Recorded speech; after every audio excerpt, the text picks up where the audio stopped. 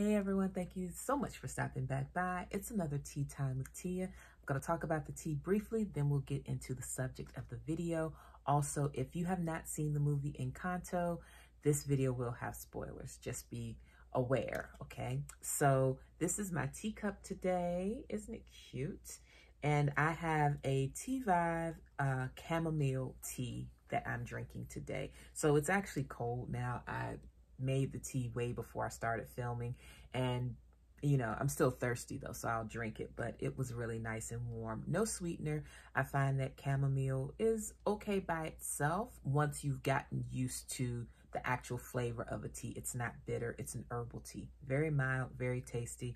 If I can find the information on Tea Vibe to order it online, if you're interested, I'll put it below, but it's chamomile, so you can just buy it on Amazon, buy in bulk bags of it to brew your herbal tea. So today, as I mentioned, there will be spoilers because I am going to be discussing the movie Encanto. And quickly, before I get into the discussion, I have been asked by my daughter to show you some of her Encanto fan work. This is Luisa. This is Isabela. And this is Mirabel. And she wanted my company for this video to be her Mirabel doll, which she's obviously been having fun with. So now that that is said and done, the reason I'm bringing up the movie Encanto for this Tea Time with Tia is because I like to take media and find the deeper messages, make those connections to what's relevant. And there are tons of videos already discussing the impact of the trauma bonds and the different mental illnesses that can run through families. There are already tons of therapists that have discussed it ad nauseum and lots of fandoms who have analyzed it quite a bit. So today I'm not going to add to those kind of analyses. I'm just going to name a few things, 5 things, maybe 6 that I noticed about the movie because I watched it just a few days ago and I loved it. Loved the music, the color, the animation, all of that is great. But I wanted to discuss some of the things that I noticed about the movie or within the movie that are just kind of interesting points to me. So let's get into it. I'm going to take one more sip.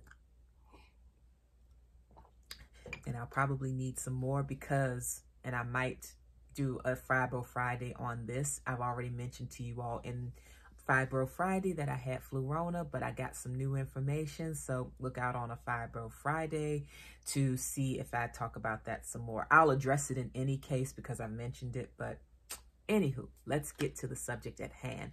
So the first thing I noticed when Abuela is first transitioning into her role of matriarch, she puts on the mourning shawl, this black shawl to indicate that she's in mourning. She wraps herself in it as a young woman, and you see her walk through this this doorway, and she goes from young to old. And as she walks down the hallway, you see the 3 people by their doors who are most impacted by the pressure that Abuela has put on them. You see Bruno first, then you see Isabela, and then you see Luisa.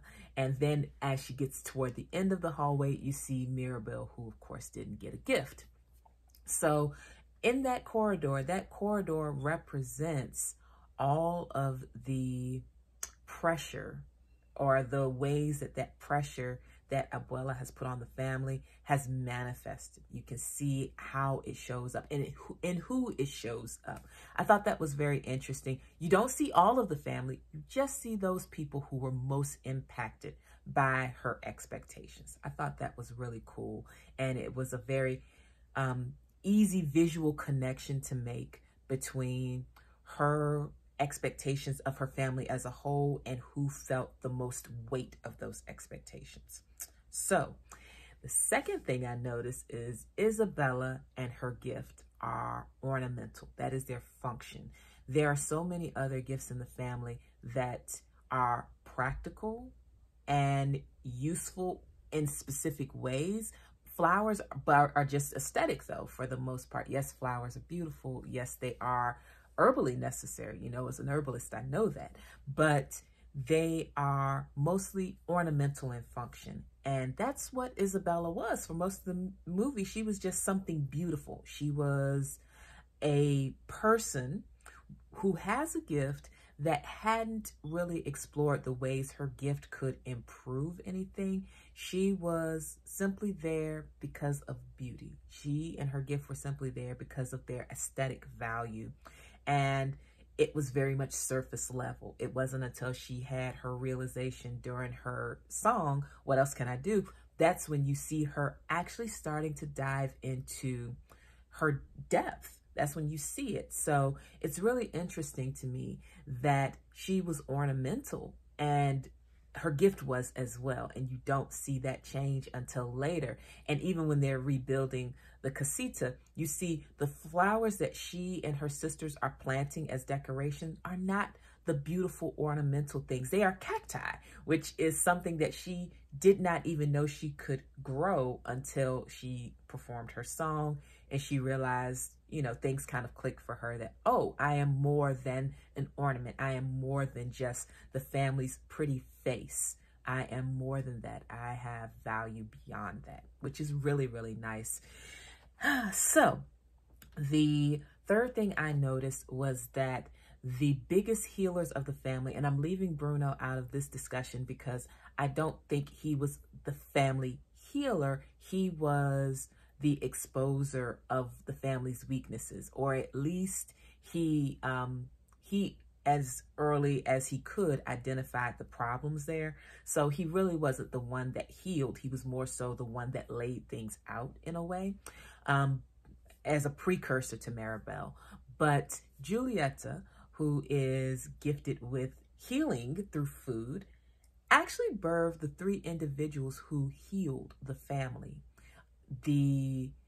Of course, Mirabel, which goes without saying, it was her that was crucial in all of this. But Luisa and Isabella played very important roles in healing the family as well. Luisa's feeling of weakness confirmed to Mirabel that something was wrong. Mirabel was questioning herself. And yes, she went to Dolores and said, hey, do you know what's happening to the magic? And Dolores gave her an answer that wasn't very helpful when first stated. But Luisa was the one who said, I felt it. She didn't see it, but she could feel it in her physical body. And part of healing is recognizing and feeling a problem out. So Luisa's weakening of herself was part of the crucial healing to the family. Then, of course, you have Isabella, who was nothing but, that, like I mentioned previously, the pretty face. But her coming into her own and accepting the fullness of her human experience was also part of what it took to tear down what wasn't working to help rebuild. So it was Julieta's lineage, can't ever say that word correctly the first time. It was Julieta's lineage that healed the family. Between Mirabel, Luisa, and Isabella, these three took the family from the perfect image that they had, and they, along with Bruno, exposed things, but it was their shifting in who they saw themselves as that made it possible for the house to be rebuilt and for these new family bonds and discussions to happen in order to create a new paradigm for the Madrigal family. So I thought that was really interesting that Julieta's blood was what healed the family. It was her genetics that healed it. So shout out to Julieta for having them. So we see what the three sisters represent. We see that, and this is the, I guess, fourth point. Yes, fourth point. Maybe fifth point. Can't remember. I think it's the fifth point. Yes, I had to write them down. These three sisters represented what many families deal with, but specifically for their family, it was the need to keep up appearances in the case of in the case of Isabella, the need to be dutiful with no self-consideration in the case of Luisa, and then being able to be secure in oneself even when you feel like you're lacking, which is what we saw in Mirabel. So these aspects were symptomatic of the entire Madrigal lineage. So these three sisters, even though they have cousins, they have aunt and uncle and all of that, it was their specific bloodline that best captured what was wrong and what was right about the Madrigals. But in this case, more so what was wrong and what needed to change. So I love that. I love the symbology of that.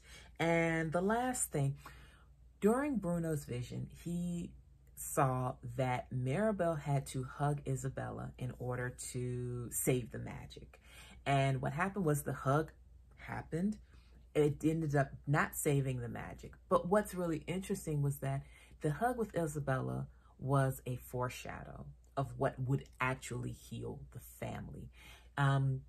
Isabella looks a lot like Abuela, and Isabella and her intended fiance Mariano looked quite a bit like Abuela and Abuelo. And so the thought was, oh, hug Isabella, reconcile with her, it'll save the magic. When actually the reconciliation had to come from the one that looked like Isabella, which is Abuela. She and Mirabel had to reconcile in order to save the magic. And the way that they saved the magic was realizing the magic had nothing to do with their skills. It had nothing to do with their talents and gifts. It was who they were and how they communicated with one another. Now, when I first saw the foreshadowing, I said, or when I first saw Mirabel hugging Isabella, I said, oh, okay, that's interesting. But you have to remember that it was the way that Abuela reacted to Isabella coming into her sense of self. The way she reacted to that led to that showdown with her and Mirabel. So it was just a really good way to see how foreshadowing was used, because when I first saw the hug, and if you pay attention, when you first see the hug between Mirabel and this other figure that Bruno's seeing, but you can't quite tell yet who that other figure is, that hug that happened, it really did it made me think of Abuela. I thought it was Abuela at first until we saw the hair toss, and then we know, of course, it's Isabella. But Isabella is modern Abuela. So, of course, she had to, as in Mirabel had to reconcile with Isabella, and then she also had to reconcile with her grandmother in order to save the real magic of the family, which was their love for one another. So there are so many more things. It was just a beautifully done movie, so multi-layered. I think I got all of the points. 1, 2, 3. Yeah, I think 5, and I think a bonus one was thrown in. It was such a beautifully done movie. I hope if you are led to watch it, that you watch it with a new eye or a different eye for it. Absolutely, if you're interested, keep up with all of the fandoms and make sure that you watch all of the videos discussing the movie, because I think it gives you a lot of extra perspective. But if you haven't decided to read up on all of the things about the movie, make sure that you come to it with a bit of an open mind, because there's a lot to see there. And I found that by not focusing purely on the entertainment value, I saw so many more messages. Shout out to Disney for doing what they always do. The writing was genius. The music was genius. I love Disney movies anyway. I've seen most of the cartoons, and there are a few that I haven't seen yet, but I've seen most of the cartoons and I absolutely love them.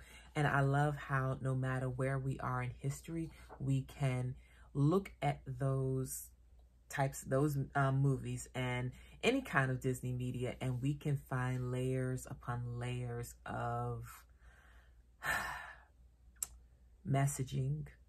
Some of it good, some of it bad, but definitely layers of messaging, of alternative meanings, and so many things that are relevant to us and that we can apply in our own lives to either improve it or inform how we navigate things. So yeah, that's it. I'm going to finish my tea, which is almost done. Like I mentioned, it was cold, but almost done.